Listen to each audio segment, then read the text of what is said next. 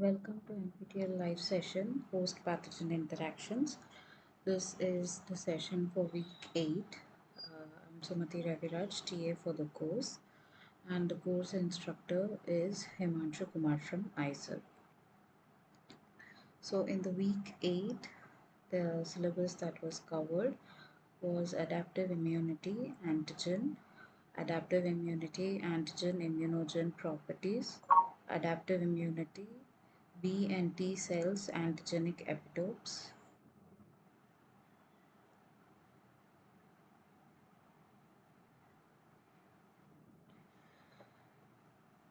adaptive immunity, antibodies, adaptive immunity, antibody diversity, adaptive immunity, T cells, and T cell mediated immune response.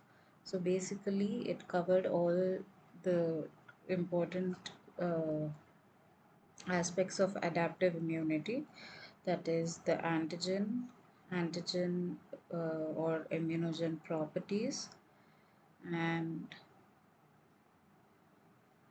B and T cells, antigenic epitopes, and antibodies, antibody diversity, T cells, and T cell mediated immune response.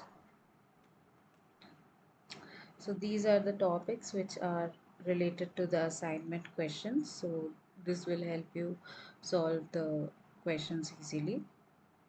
As in, we'll also be discussing a basic about all the topics over here. So major histocompatibility complex, that is MHC.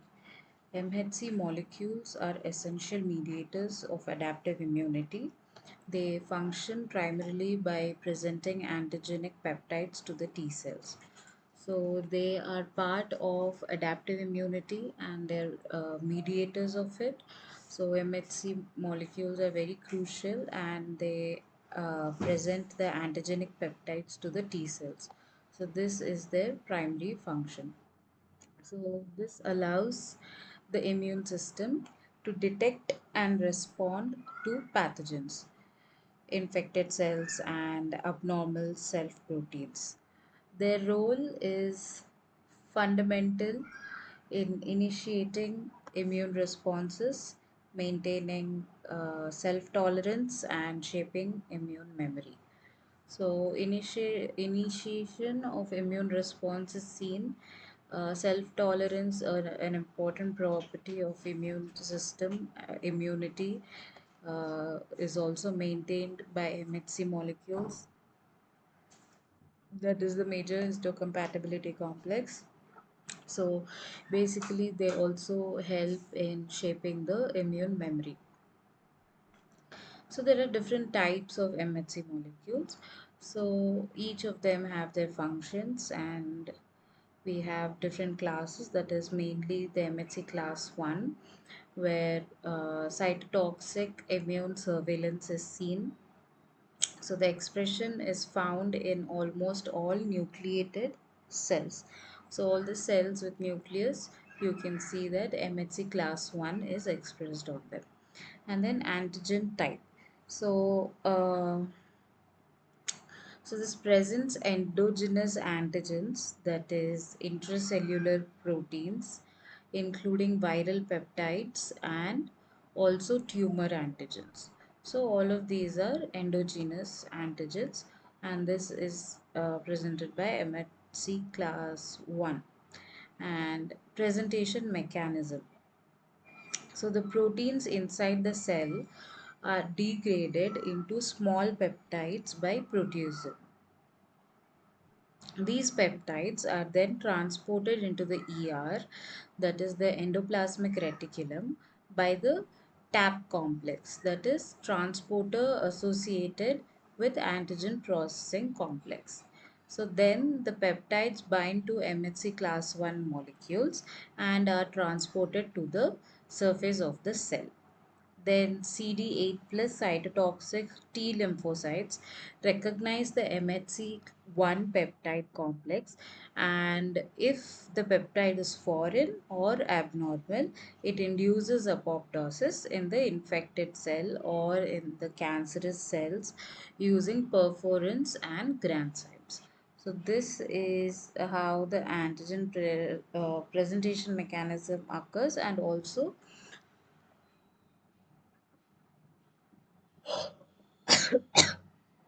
excuse me, and also the CD8 plus cytotoxic T lymphocytes are involved.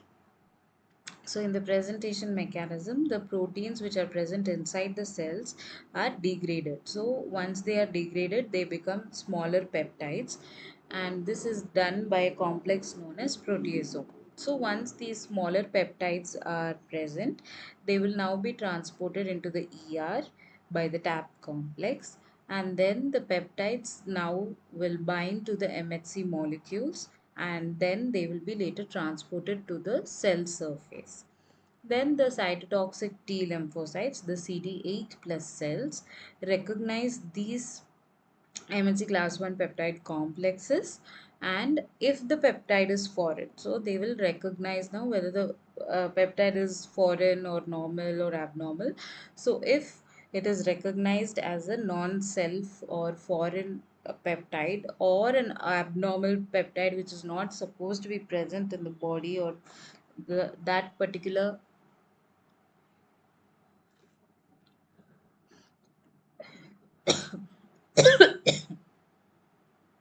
excuse me.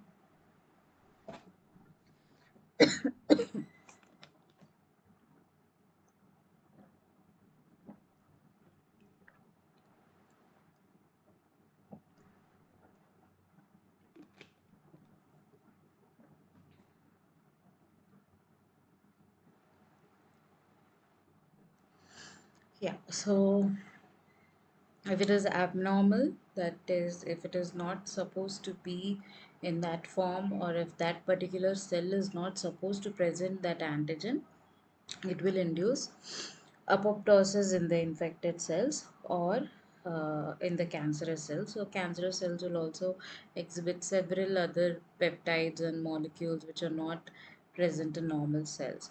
So now these cells will be uh, subjected to apoptosis using perforins and granzymes. So here you can see the differences. So this is MHC class 1 and this is MHC class 2. The structure is more or less similar, but here you have your peptide binding cleft, and here you have beta 2 microglobulin, and you have the A1, A2, and A3. In class 2, however, there is A1 and A2, and then we also have B1 and B2. So these are membrane distal domains, and these are membrane proximal domains. So they have the Ig fold structure. This is your membrane, transmembrane segment, and they also have a cytoplasmic tail. So this is your basic structure of the MHC class 1 and MHC class 2 molecules or complexes. So coming to MHC class 2. So the activation of helper T cells is done by MHC class 2. So the expression is seen in mostly APCs, that is in the antigen presenting cells. However, they are mainly seen in the dendritic cells, macrophages, and B cells. Then antigen type. So this presents exogenous antigens. The class 1 presented endogenous antigens, while the class 2 presents exogenous antigens. So these are of extracellular pathogens such as bacteria, fungi, and parasites. The presentation mechanism is by APCs, that is, the antigen presenting cells engulf extracellular pathogens via phagocytosis or receptor mediated endocytosis. Now, the ingested proteins are broken down in endosomes or lysosomes, and then MHC class 2 molecules synthesized which are synthesized in the ER, are initially bound to invariant chain. So this prevents the premature peptide binding. However, in endosomes, the invariant chain is degraded and the pathogen derived peptides can now bind to the MHC class complex, MHC class 2 complex. Then the MHC class 2 peptide complex is then transported to the surface of the cell. Now, the CD4 helper T cells will recognize the complex and initiate the immune process. So, now this will include activation of B cells, this will produce antibodies. Then there will be stimulation of macrophages. So, this will help in enhanced pathogen clearance and also release of cytokines. This will help in modulating the overall immune response. So this is about the class 2, that is the APCs, extracellular pathogens. They are via phagocytosis or receptor mediated endocytosis. So proteins are broken down in the endosomes or the lysosomes. So MHC class 2 is initially in the invariant chain, so it prevents premature peptide binding. However, in the endosomes, it is degraded and pathogen derived peptides can now bind to the MHC. So this will now get transported to the cell surface, and then CD4 plus helper T cells recognize the complex and activate the B cells, stimulate the macrophages and release cytokines, which will help in production of antibodies. It will increase the pathogen clearance, and also it will regulate or modulate the immune responses. So MHC and immune regulation. So self versus non-self. Like I said, recognition of self and non-self is very important part of the immune system. So the immune system must differentiate between self and non-self to prevent autoimmunity. Negative selection in the thymus ensures T cells that react strongly to self MHC are eliminated. Then MHC polymorphism and diversity is seen.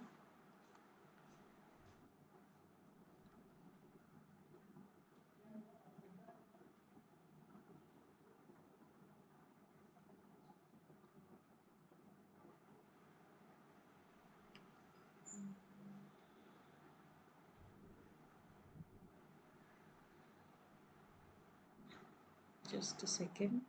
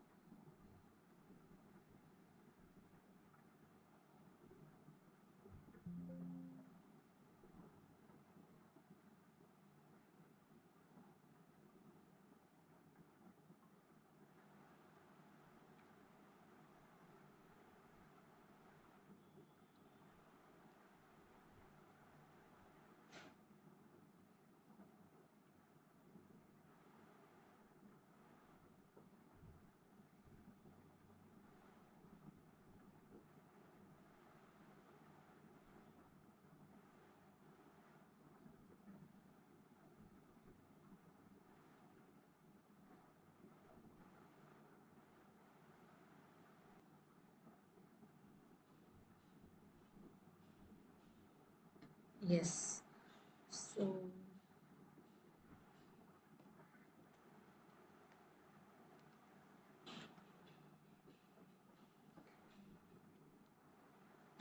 yeah. So the negative selection in the thymus ensures T cells that react strongly to self MHC are eliminated. Now the MHC polymorphism and diversity.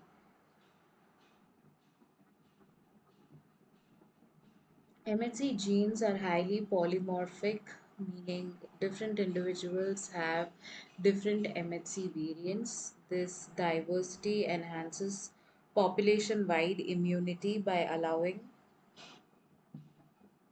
recognition of a broad range of pathogens. Then the immune evasion by pathogens. Some viruses like HIV, cytomegalovirus downregulate the MHC1 to escape the CTL recognition. So, cancer cells may also reduce MHC1 expression to avoid immune detection. This is a process countered by natural killer cells, which kill the cells with abnormal or low MHC1 expression. So even though they try to reduce to avoid the immune detection, the reduced expression is also abnormal, so that will now be attacked by natural killer cells. So the clinical relevance of MHC. Transplant recognition. So in case of transplant, the MHC molecules are main determinants of the compatibility of the transplant cell or tissue or organs or grafts. So the mismatched MHC can trigger immune rejection via alloreactive T cells. Then, in case of autoimmune diseases, certain MHC alleles, that is like the HLA, uh, are associated with the autoimmune conditions like ankylosing spondylitis. And in case of vaccines and immunotherapy, MHC presentation is crucial for vaccine efficacy, as well as vaccines must generate strong antigen presentation to elicit immunity. Then, in case of cancer immunotherapy, therapies like immune checkpoint inhibitors using the PD-1, PD-L1 blockade. So, in case of this, it enhances the T cell response by modulating the MHC TCR interactions. Coming to the next one, which is the IgM antibody. So, the structure, function, and clinical significance of IgM. IgM is the largest and the first antibody produced during an immune response. So, it plays a critical role in the early immunity, particularly in neutralizing pathogens and activating the complement system. Structure of IgM. So it is a pentameric form and is most common in the serum. It is composed of five Y-shaped monomeric subunits. So you can see the five monomeric subunits here. So it five monomers together form a pentamer of IgM, and these are held together by a joining chain or the J chain. You can see here the J chain, which aids in secretion and transport. It has 10 antigen binding sites, so each monomer has two antigen binding sites. So, since it's a pentamer, it has 10 antigen binding sites, which makes it highly efficient, and it helps in effective binding to the pathogens. So, the monomeric form expressed as membrane B cell receptor, that's BCR, or on naive B cells, and functions in antigen recognition and initiation of B cell activation. So, this is the basic monomeric form of the membrane bound IgM. So, this is your Fab fragment, the two antigen binding sites. Then you have a FC fragment, and then you also have a transmembrane domain. So the functions of IgM. It is, since it is the first antibody that is secreted, so it's the first line of defense in adaptive immunity. Primary antibody response. IgM is the first antibody produced after antigen exposure, appearing before IgG. Then it also indicates recent or active infections. It's the first one that is produced. So if it is present in the circulation, that means the infection is recent or it is in its active form. Strong agglutination and neutralization. So, because of its pentameric structure, IgM has high avidity, that is, overall strong binding strength, making it highly effective and agglutinating pathogens, that is clumping them together to prevent spread and neutralizing the toxins and viruses, blocking their interaction with host cells. This is highly efficient in case of IgM. Next is in the complement system activation. So in case of the classical pathway, IgM is the most potent activator and it enhances pathogen destruction.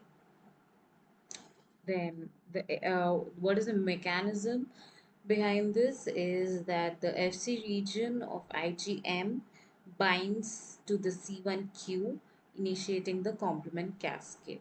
We know then how the classical pathway further processes downstream, and then this leads to opsonization, inflammation, and also formation of membrane attack complex.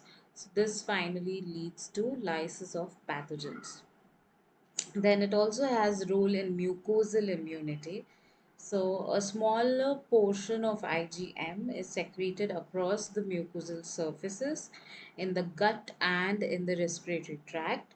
It provides early protection against pathogens before IgA takes over. So basically it's the first line of defense. So before any other antibodies have their activation, the first one that reaches is the IgM. Then the clinical significance of IgM.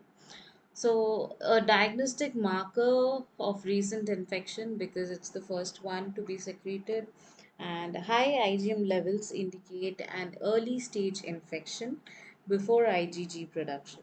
So, it is used in serological tests for diseases like hepatitis A, B, and C, rubella, measles, dengue, COVID 19 for early stage detection, etc. When in case of autoimmune diseases, abnormal IgM production is seen in some autoimmune diseases, like in case of rheumatoid arthritis and lupus. Then also there is hyper IgM syndrome. It is a genetic disorder where B cells fail to class switch from IgM to other isotypes. So there will be hyperproduction of IgM. This leads to recurrent infections due to defective adaptive immunity. Then, also in monoclonal IgM disorders like in Waldenstrom's macroglobulinemia, a type of lymphoma where excess IgM is produced, leading to hyperviscosity syndrome. Then IgM finally is a crucial first responder in adaptive immunity, providing rapid but temporary protection against infections. Its pentameric structure, strong complement activation, and agglutination ability makes it essential in early immune response. Clinically, IgM is an important diagnostic marker for recent infections and certain immune disorders as well. So you can see the basic differences between the all the Ig classes, that is IgM, IgG, IgA, IgE, IgD. So the structure of IgM is pentamer and in the serum, and as a BCR, that is as a B cell receptor, it's a monomer. Whereas in case of IgG, it's a monomer. IgA is a dimer. IgE and D both are monomers as well. So the primary function of IgM is early infection response, complement activation. IgG is long-term immunity, opsonization, and IgA is mucosal immunity. IgE is allergy parasite defense, and IgD is B cell activation. Then, in case of serum concentration, IgM is moderate, IgG is highest, IgA is also moderate, IgE is lowest, and IgD is also very low. Then, placental transfer. So, only IgG amongst all of them can transfer via the placenta. Other Ig or other class antibodies cannot pass the placental barrier. So that was about the IgM. Now, in context of immunoglobulin diversity, we see that RAG1, that is recombination activation gene 1, and RAG2, recombination activation gene 2. These are the two enzymes that are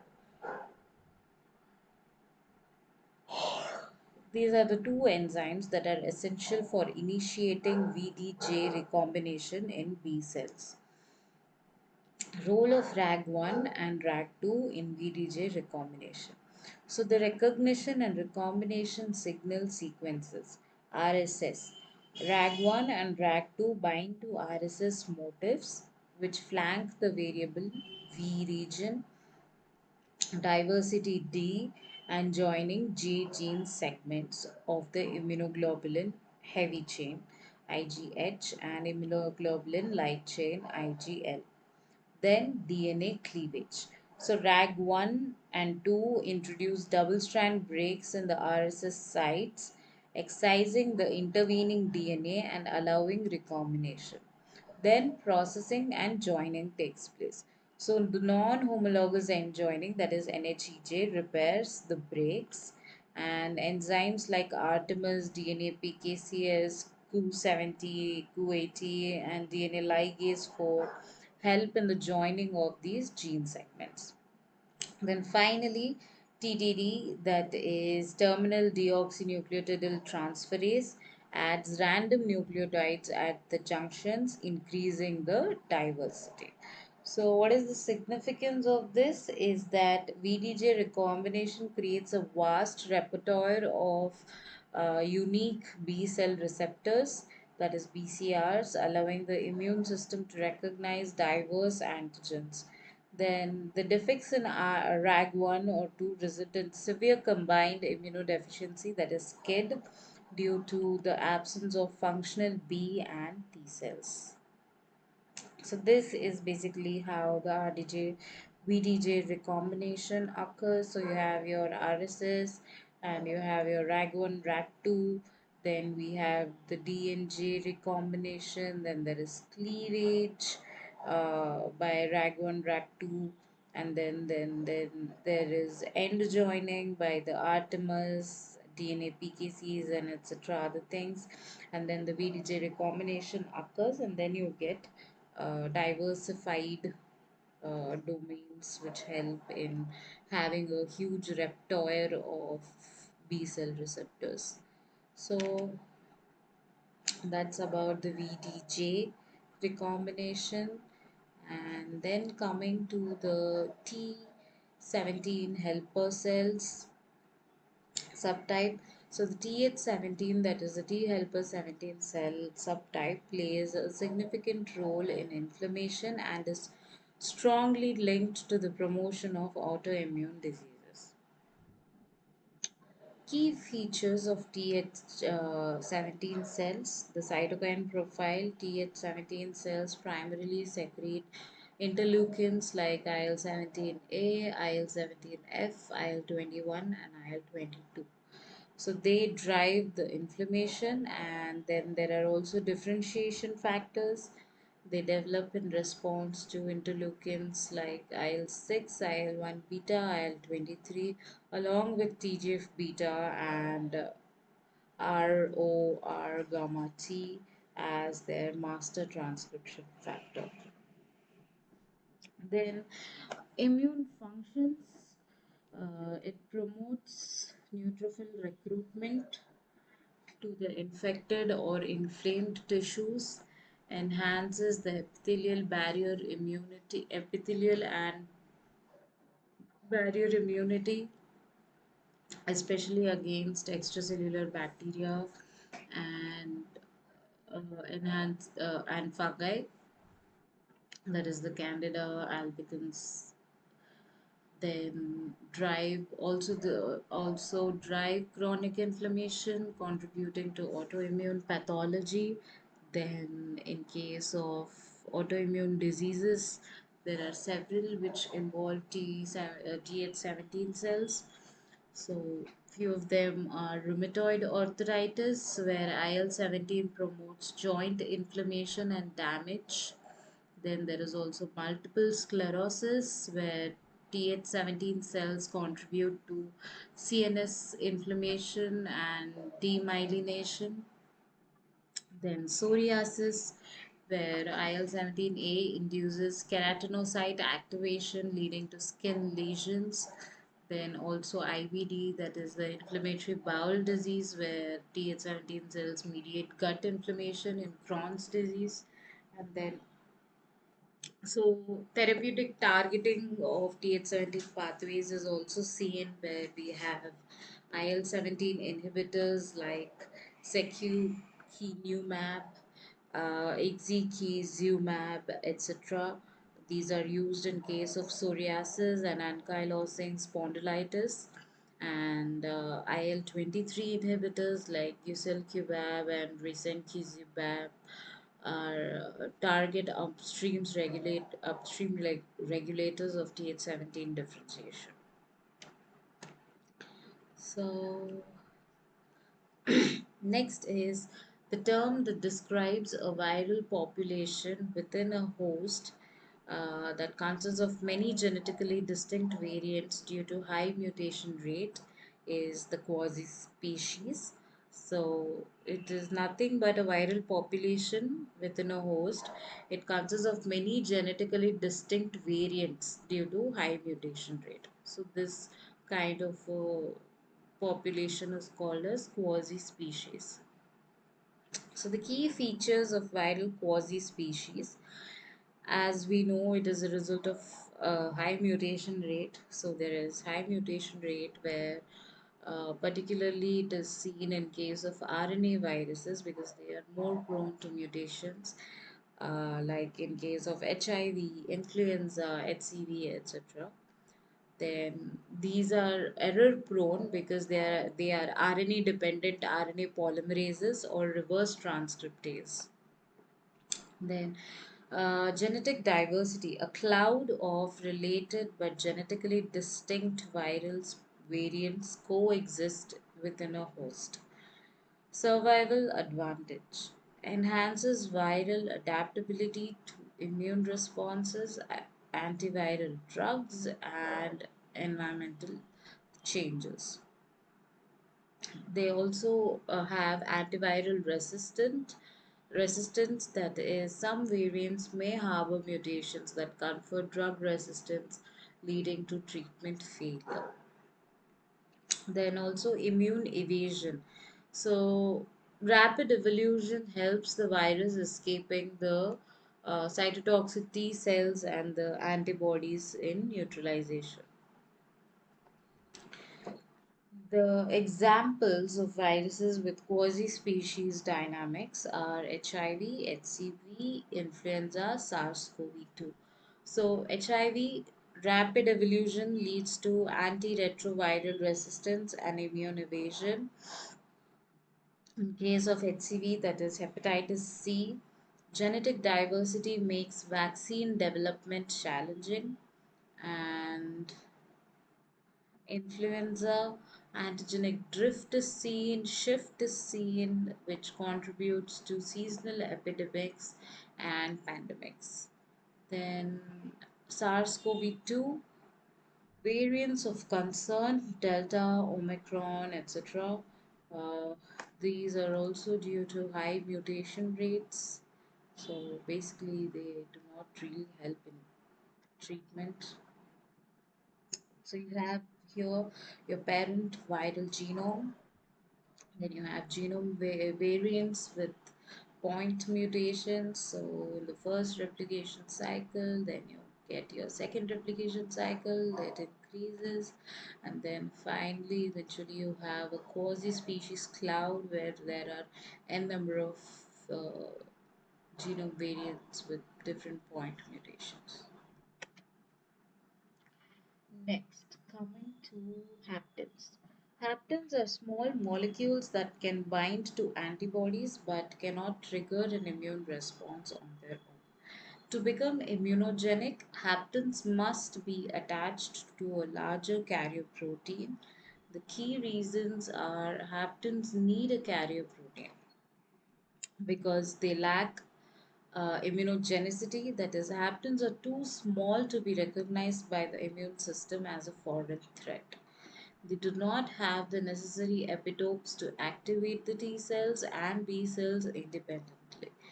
T cell dependent antibody responses. B cells recognize the hapten and internalize the hapten carrier complex. The carrier protein is then processed and its peptides are presented on the MHC class 2 to helper T cells, CD4 plus T cells. So the activated T cells provide the necessary help, that is cytokines, co-stimulation to drive B cell activation and antibody production. Without a carrier protein, T cell help is absent and preventing a full immune response.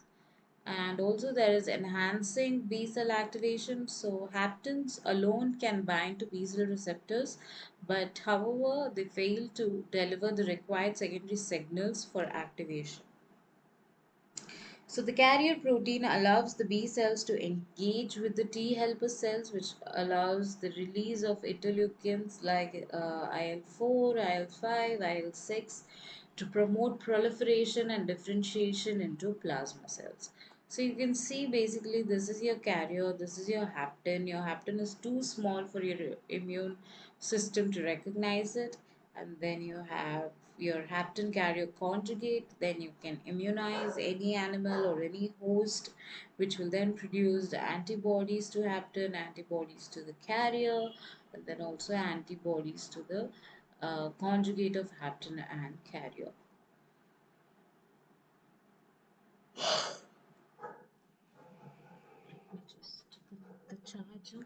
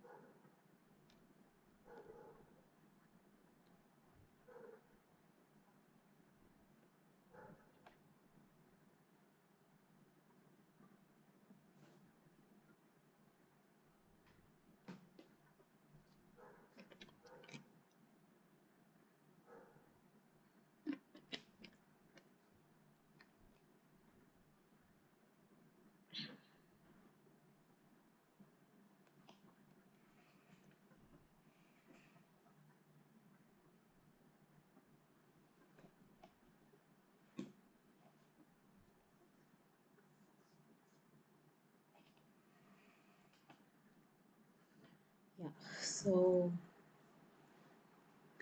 when we inject with the hapten alone, there won't be any antibody formation because it's not enough to be immunogenic.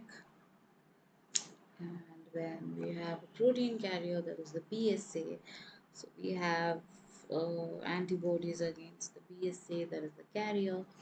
Then when we have the conjugate hapten and carrier, we have antibodies against the hapten, antibodies against the carrier, and antibody against the hapten carrier. So out of all these different antibodies that is produced, the major one will be against the hapten required.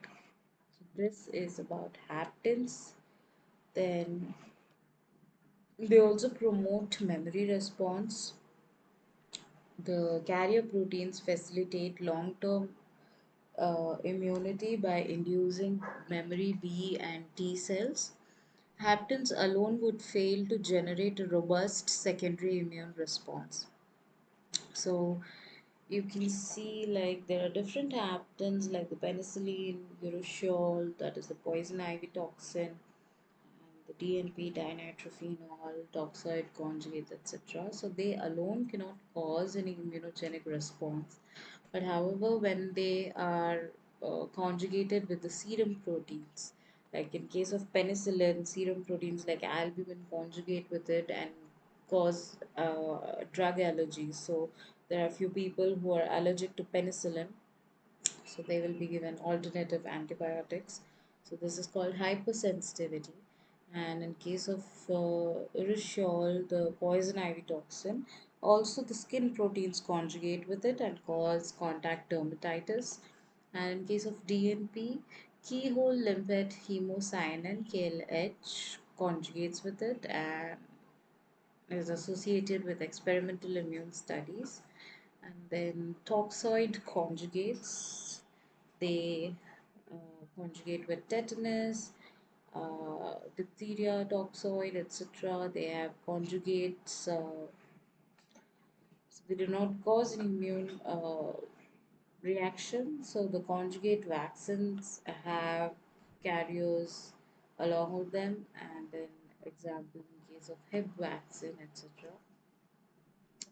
So basically, they have several clinical applications, that is the conjugate vaccines. Many bacterial polysaccharides are poorly immunogenic in infants. So, excuse me, conjugating them to a protein carrier, example the tetanus toxoid, enhances the T cell dependent immunogenicity. Then Haemophilus influenza type B, that is the Hib vaccine, uses the polysaccharide conjugated to a protein to generate a strong immune response.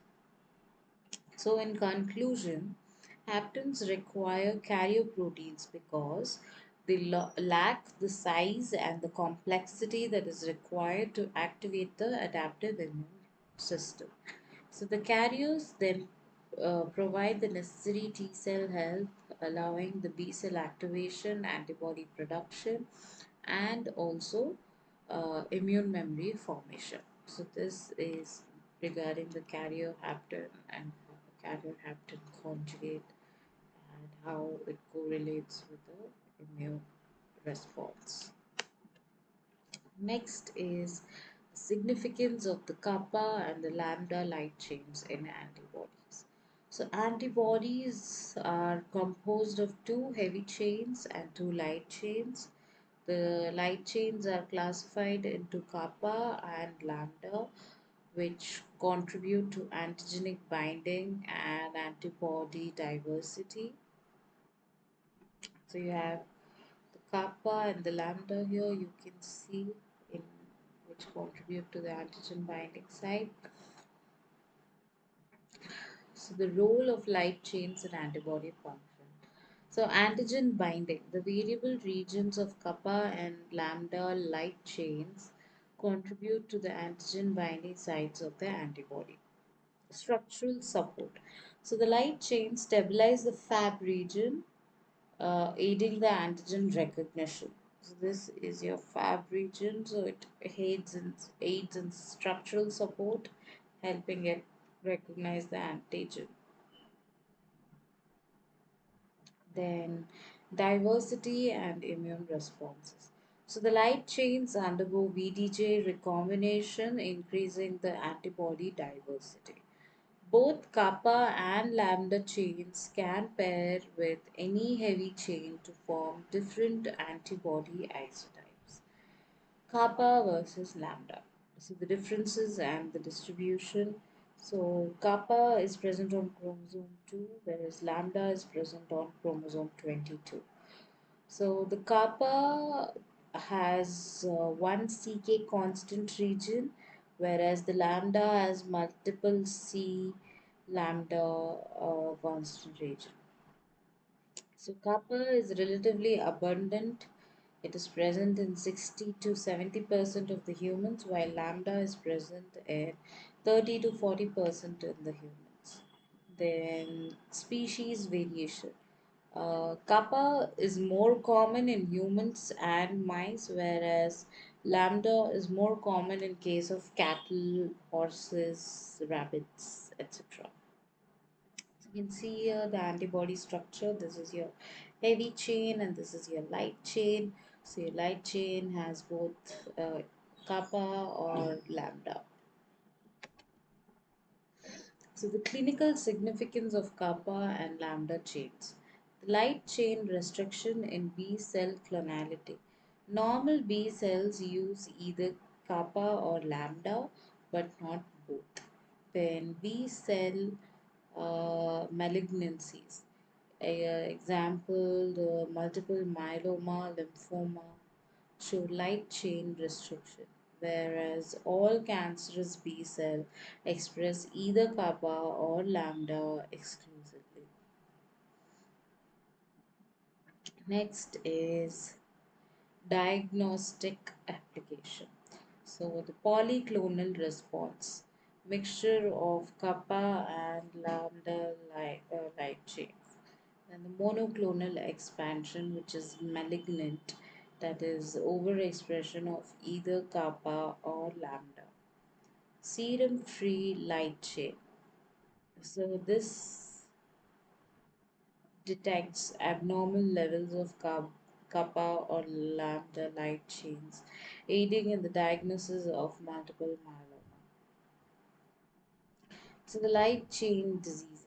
So there is multiple myeloma and primary amyloidosis.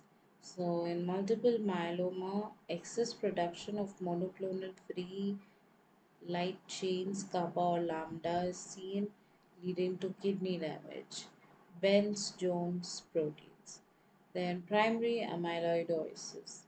So AL amyloidosis, misfolded light chains form any amyloid fibrils, affecting the organs like heart and the kidneys. Next, kappa and lambda light chain therefore play a very crucial role in antibody structure, function, and immune diversity. Then their relative proportions and clonal expression serve as important diagnostic marker for B cell disorders, autoimmune diseases, and monoclonal gammopathies. Next, coming to IgM production during an immune response and its primary function. So, the timing of IgM production, like we discussed, it is the first antibody to be produced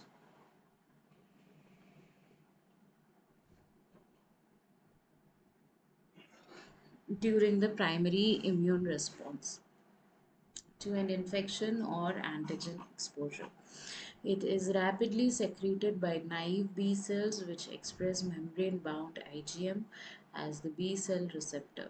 B cell receptor after activation by an antigen. Peak IgM levels occur within 3 to 5 days of infection. During a secondary immune response, IgM production is much lower as class switching to IgG, IgA, or IgE has already occurred. Then primary functions of IgM. First line of humoral defense. This provides early protection from class switching occurs before the switching occurs. Then high avidity due to pentameric structure. IgM is primarily secreted as a pentamer with 10 antigen binding sites. Even though its affinity per binding site is low, its overall avidity, the total binding strength, is very high. Efficient complement activation, that is the classical pathway. Most potent activator of the complement system via the C1 complex, enhancing opsonization and pathogen lysis.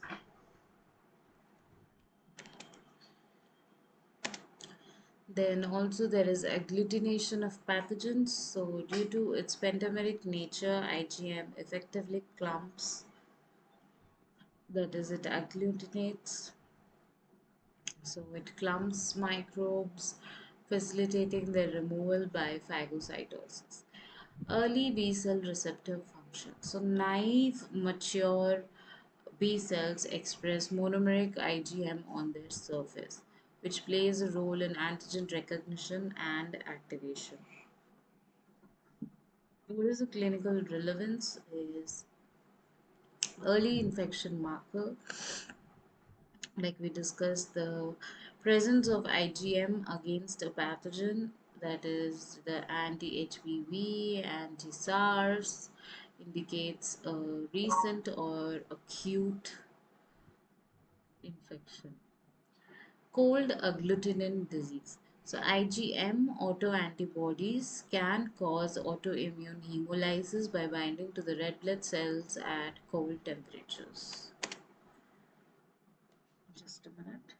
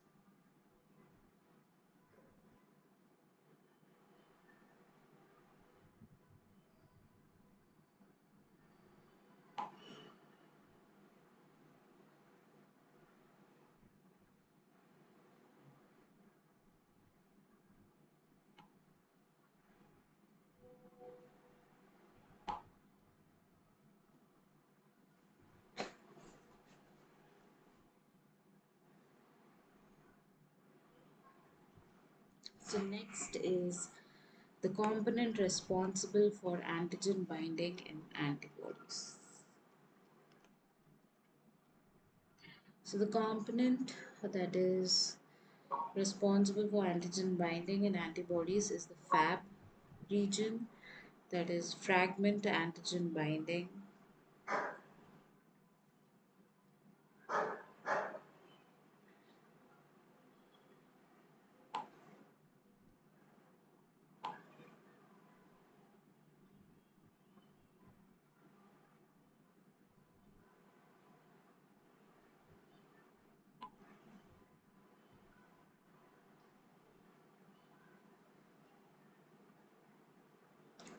So, the Fab region of the antibody is directly responsible for antigen binding. Within this region, the variable domains, that is, the V regions of both heavy chain and light chain, that is, the VH and VL, form the antigen binding site. Then the key structural components involved in antigen binding.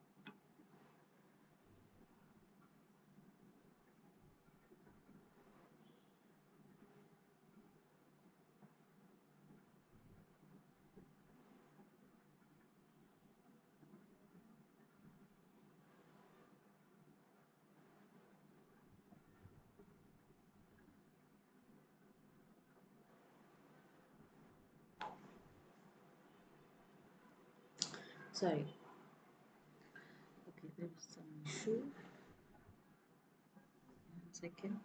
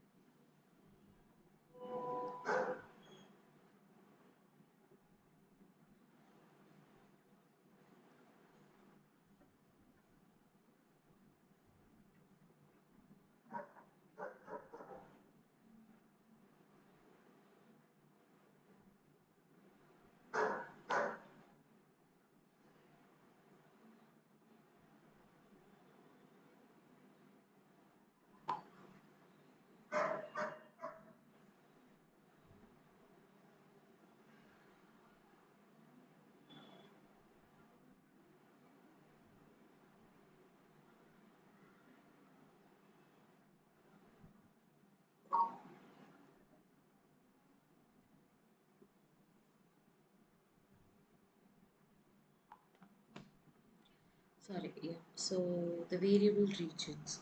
So the VH and the VL chains form two antigen binding sites of an antibody. Then each chain consists of three complementarity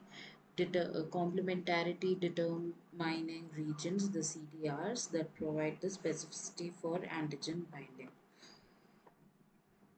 Complementarity determining regions, that is the CDRs, are hypervariable loops within the VH and VL domains. The CDR3, especially in the heavy chain, is the most variable and plays the biggest role in antigen recognition.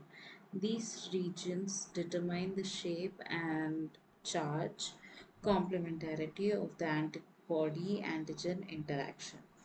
The framework regions. So the less variable regions that provide the structural support to the CDRs.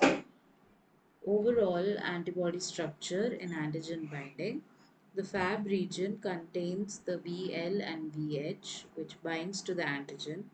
The FC region, the constant domain of the heavy chains, interacts with the immune cells and complements but does not bind to the antigens. And the key functional insights is that the each antibody has two identical antigen binding sites. That is, it is a bivalent binding. Then, antigen binding is non-covalent and depends on hydrogen bonds, electrostatic forces, van der Waals interactions, and hydrophobic effects. Affinity refers to the strength of a single antigen antibody interaction, while avidity refers to the overall binding strength, especially when it is a multimer like a pentameric IgM and a dimeric IgA. So here you can see the variable region, the CDRs and the framework regions. So here is your antigen, this is the epitopic region of the antigen, this is your antibody, you have your heavy chains and the light chains, and then you have your Fab regions, that is the fragment antigen binding region. So this is your variable region as well. So you have both variable region in the heavy chain and variable region in the light chain. So variable region in the heavy chain is the VH and the variable region in the light chain is the VL. Then you have your constant region, which is your CL. Then we have your constant region for the heavy chain, which is your CH, and the light chain is CL. Then we also have the FC, that is the fragment crystallization region, and we have these are connected to each other by disulfide bonds. So then you also have your complementarity determining regions, which are the hypervariable loops within the VH and VL. So these are present within the VH and the VL. So these are the complementarity determining regions.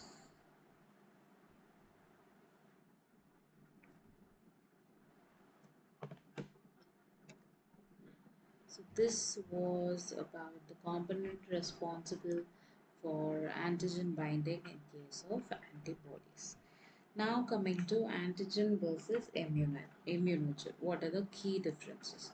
So antigens can be immunogenic and may not be immunogenic, but all immunogens are antigenic in nature. So the definition uh, all definition is that for an antigen, any substance that can bind to an antibody or a T cell receptor is called as an antigen, but it is not necessary that it evokes an immune response. So, an immunogen is a substance that can induce an immune response, that is, activates the B cell or the T cell, not just binds to it, but also activates it. Then, immune response. For an antigen, immune response may or may not be triggered. So, but in case of an immunogen, an immune response is always triggered. Then the size and complexity of an antigen can either be small or large, but an immunogen is always usually large and complex with proteins and polysaccharides, so it has to evoke an immune response. Then recognition by the immune system. So the antigen is recognized by the B cell receptors, T cell receptors, that is the BCRs, the TCRs, and also the antibodies. The immunogen activates both innate and adaptive immunity. Then example for antigens are haptens, which are antigenic but not immunogenic, and examples are penicillin, urushiol, etc. that are antigens but not immunogens unless bound to a carrier protein. Then coming to immunogens, bacterial proteins, viral capsids, and toxins are strong immunogens. And then this is the major difference between an antigen and an immunogen. So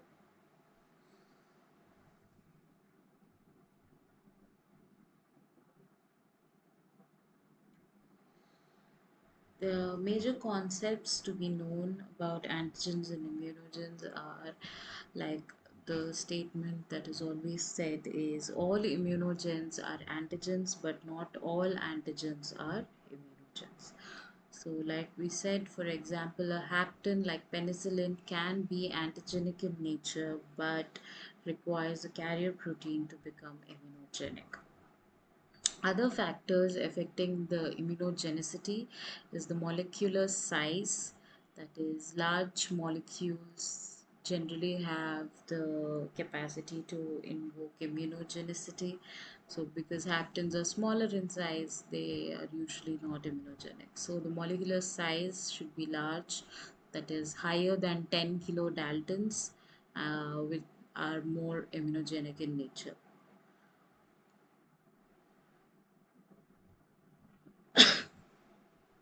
Then chemical complexity. So the more complex it is, the more immunogenic it can be. So mostly when compared to different chemical natures, proteins are more immunogenic than polysaccharides, and polysaccharides are more immunogenic than lipids and nucleic acids. This is the chronology of higher immunogenicity.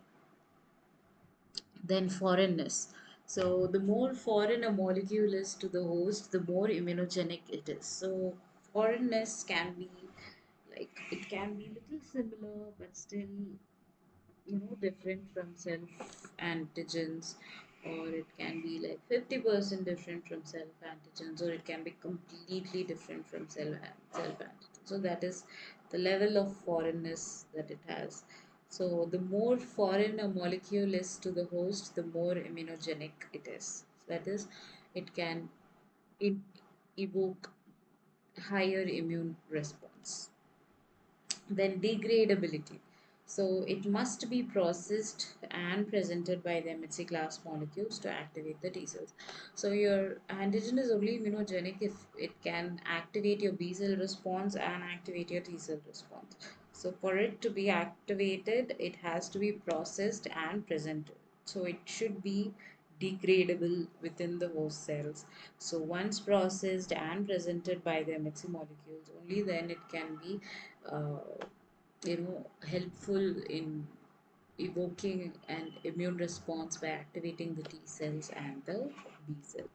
So this was about the differences between the immunogen and the antigen. Then we saw that any substance that can bind to an antibody or a T cell receptor can be an antigen, but however, a substance that can induce an immune response, that is, by activation of B and T cells, is an immunogen. So, this is the basic difference between antigen and immunogen. So, that is it for this session. So, we covered about antigen and immunogen. Then we covered about the antibodies, that is the components responsible for antigen binding in antibodies. Then we also covered different antibodies or class of IgG immunoglobulins like IgM, and then we discussed about the significance of the light chains, that is the kappa and lambda in antibodies. And we also discussed about haptens and carriers and hapten carriers and how they can cause an immune response. Then we discussed about quasi species, the variants due to high mutation rate. Then we also discussed about T17 helper cells subtype and their functions and clinical relevance and autoimmune diseases due to them. Then we also discussed about the VDJ recombination in B cells, the RAG1, RAG2 enzymes, how they're involved, and how it helps in creating a vast repertoire of unique B cell receptors. Then we also discussed about the structure and function of IgM and how its pentameric nature helps it to activate the immune responses. Then we also studied about the major histocompatibility complex, that is a MHC class. Briefly saw the differences between class 1 and class 2 as well. So that is it for this session. So this was